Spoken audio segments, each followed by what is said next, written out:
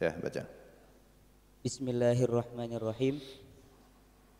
Wa alla yuksara atmuha tafaulan bisalamati a'dha'il waladi. Dan sunnah tidak menghancurkan tulangnya akikoh sebagai mengharap barokah untuk keselamatan anggota badan anak. Ya, tafaulan itu mengharap barokah. Barokah itu apa? Nah, ini kalau pondok modern nggak paham. Ya, kadang-kadang ada beberapa santri itu datang ke sini, nanyanya itu aja, barokah itu apa? Karena kami tidak pernah diajari barokah. Ya, barokah itu makna lughahnya ya ziyadatul khair, menambah kebaikan, bertambahnya kebaikan karena melakukan sesuatu. Nah, jadi itu ya berarti. Dan barokah itu bertambahnya kebaikan itu ya kalau kita biasanya kan berkah, nggak berkah ilmu nih, berarti ilmunya nggak menambah kebaikan pada dirinya. Nggak berkah ilmu nih itu berarti gitu istilahnya. Jadi berarti ini juga begitu tujuannya. Nah, berkah itu bisa dicapai dengan beberapa cara. Salah satunya ya dalam akikah ini termasuk tidak memotong tulangnya, supaya berkahnya semakin meningkat. Terus kalau seorang murid berbakti kepada gurunya itu termasuk bagian dari berkah. Bakti kepada guru itu apa? Ya macam-macam, termasuk dengan mengamalkan nasihat guru, taat kepada gurunya, itu akan menambah berkah kepada dia, kepada yang bersangkutan. Termasuk juga berbakti kepada orang tua, itu juga akan menambah berkah bagi dirinya. Nah, itu kira-kira ziyadatul khair. Nah, cuma bedanya santri salaf dengan yang bukan salaf.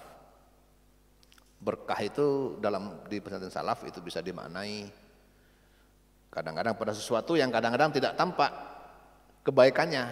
Nah, seperti umpamanya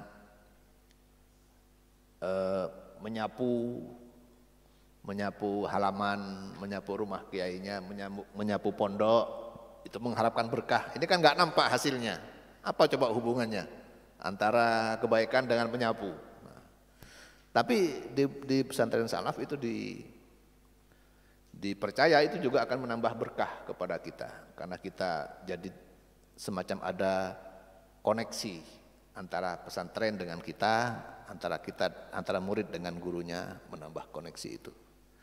Salah satu contoh ya, ada salah satu sekarang pengasuh pesantren Salafiyah Situbondo, itu yang pengasuh utamanya, itu teman pondoknya Kiai Ama itu di Mekah dan di mana Python,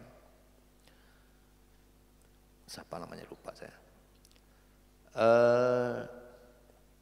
Itu putra Kiai, tapi ketika mondok di Python itu tiap hari nyapu di depan itu dalam-dalamnya Kiai itu.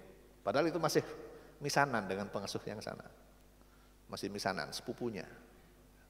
Sepupu dari pengasuh Python. Karena itu kan cucu dari Kiai As'ad Samsul Arifin. Itu pondoknya besar, ada sekitar 15.000 mungkin santrinya. Nah itu ketika mondok di Python, itu tiap hari itu nyapu halaman rumah-rumah pengasuh itu semua.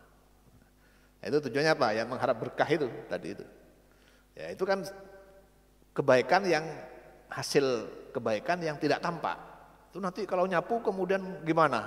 Apa kemudian jadi tiba-tiba alim? Nah, kan secara akal nggak masuk. Tapi di pesantren salaf itu dipercaya bisa menjadi berkah. Ya kalau kita cari unsur ilmiahnya apa hubungannya?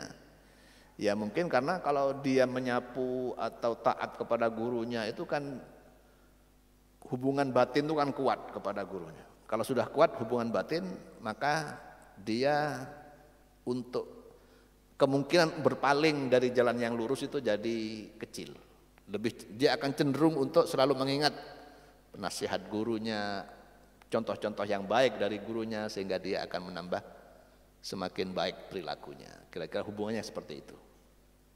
Karena dia itu menunjukkan orang yang seperti itu, orang yang berbakti kepada gurunya, kepada orang tuanya, itu berarti kan menunjukkan dia cinta kepada keduanya, kepada guru dan orang tuanya. Lah, cinta, kalau sudah dia menunjukkan cinta, maka dia tentu akan melakukan sesuatu yang kira-kira akan membuat orang yang dia cintai itu berbahagia. Lah, berkahnya di situ. Berkahnya itu di situ.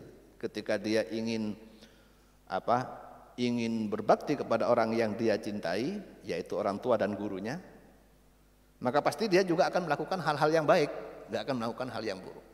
Karena dia tidak ingin membuat orang yang dia cintai marah. Nah, kira-kira itu hubungannya.